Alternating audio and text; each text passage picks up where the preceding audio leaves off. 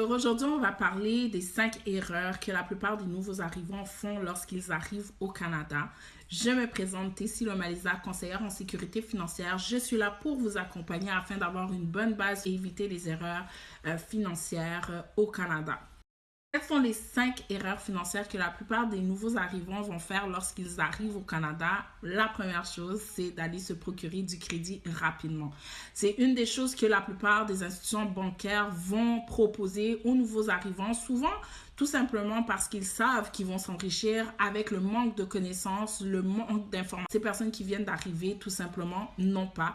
Donc, c'est sûr et certain que de donner du crédit, c'est une des façons qu'ils peuvent s'enrichir, eux, de leur côté. Malheureusement, plusieurs s'endettent rapidement alors que ça fait pas longtemps qu'ils sont au Canada et on va leur proposer des fois une carte de crédit, 2, 3, même augmenter des limites de crédit alors qu'ils n'ont pas l'argent en main. Alors ça, c'est une des premières erreurs financières que la plupart des nouveaux arrivants vont faire. La deuxième erreur qu'ils vont faire, ça va être tout simplement d'aller se procurer rapidement un prêt auto. Souvent, ils n'ont pas un gros revenu, mais comme le crédit est très accessible, ben, ils vont aller chercher la plus grosse voiture, le plus gros prêt auto pour se faire plaisir. Mais c'est sûr et certain que lorsque vous venez d'arriver, c'est toujours mieux de se procurer un petit véhicule d'occasion qui va vous éviter soit les paiements mensuels ou tout simplement si vous avez un travail qui est près de la maison, pourquoi pas tout simplement utiliser le transport en commun et ça serait beaucoup plus avantageux, ça vous éviterait des dépenses mensuelles. La troisième erreur que la plupart des nouveaux arrivants vont faire, c'est ne pas avoir de fonds d'urgence. On sait que le fonds d'urgence, c'est une chose qui est très cruciale parce que les temps sont mauvais. Donc, vous pouvez avoir une panne d'auto, vous pouvez avoir une maladie, vous avez besoin d'acheter des médicaments, vous avez besoin de quelque chose rapidement pour vos enfants. D'avoir un fonds d'urgence de côté, c'est important. Malheureusement, peu de gens ont ce fonds d'urgence. On va toujours suggérer à toute personne d'avoir un fonds d'urgence de 3 à 6 mois de côté pour être sûr que si jamais vous perdez un emploi, vous avez une urgence, vous avez au moins l'argent à côté qui va vous permettre de subvenir à vos besoins le temps que vous puissiez vous rétablir. Le fonds d'urgence, souvent, ça va se faire avec le CELI, le compte épargne libre d'impôt.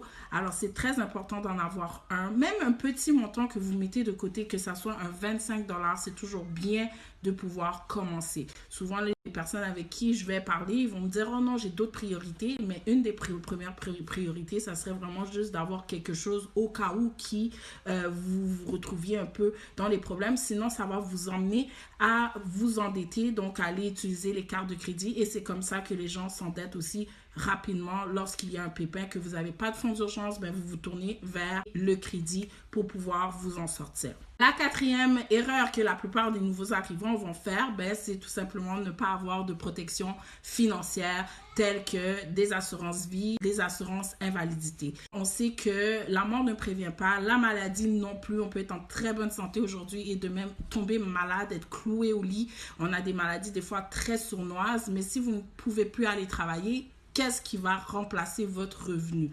Alors, c'est important que vous ayez une protection de base, même si c'est une petite assurance vie ou une assurance invalidité qui va vous permettre de protéger vos proches, premièrement, s'il vous arrive quelque chose, et également une invalidité, si jamais vous tombez malade, vous savez que vous avez un revenu qui sera en remplacement le temps que vous puissiez guérir de votre maladie. Donc, d'avoir une assurance vie puis une assurance invalidité, c'est quelque chose d'important à avoir. Même si c'est un petit montant, on peut toujours faire une simulation. Alors, vous pouvez voir selon votre budget ce que vous pouvez vous procurer. Finalement, la cinquième erreur que la plupart des nouveaux arrivants vont faire, c'est vivre dans les apparences. Ils vont se dire, souvent, surtout dans ma communauté, ils viennent de l'Afrique. Bon, ils veulent montrer aux gens qu'ici au Canada, c'est le rêve canadien.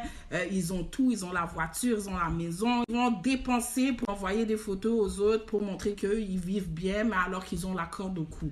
Donc, c'est une chose à ne pas faire. Ça ne sert à rien de vivre dans les apparences.